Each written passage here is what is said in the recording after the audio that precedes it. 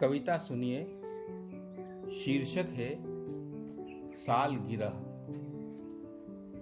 अजीब लग सकता है मेरा विचार, सुनकर कहें कि घूम गया है मेरा मगज बुखार में। लगे यह भी कि इस आदमी को उपचार की जरूरत है तुरंत, बावला करार दिया जाऊं चाहे, किंतु मनाना चाहता हूं अपनी पुरानी कार की सालगिरह।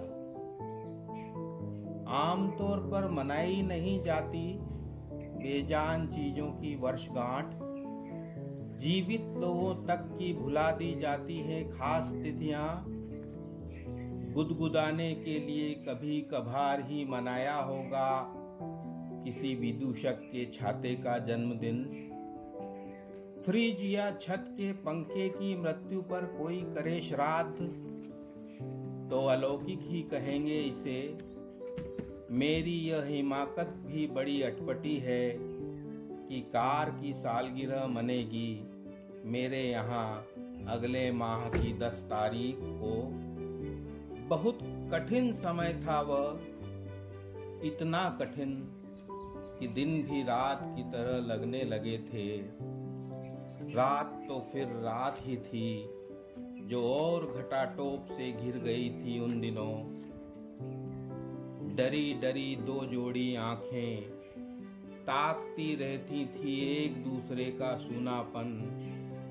यह कार ही थी हमारे साथ, हमारे अपने अंश की तरह, हमारे दुख की भागीदार।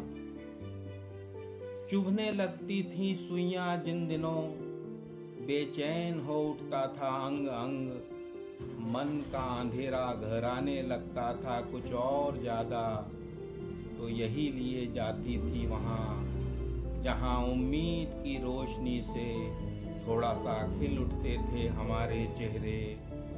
जैसे खिलती है कुमुदनी, जैसे मुस्कुराता है सूरजमुखी का फूल। कुछ बीज डाले गए थे मेरे भीतर, कुछ बीज डाले गए थे मेरे भीतर।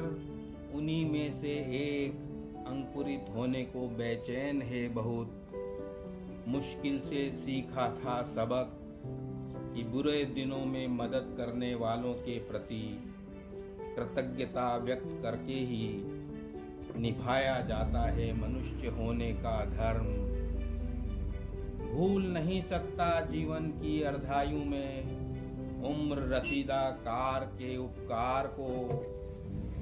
मनाना चाहता हूँ अपनी पुरानी कार की वर्षगांठ का उत्सव।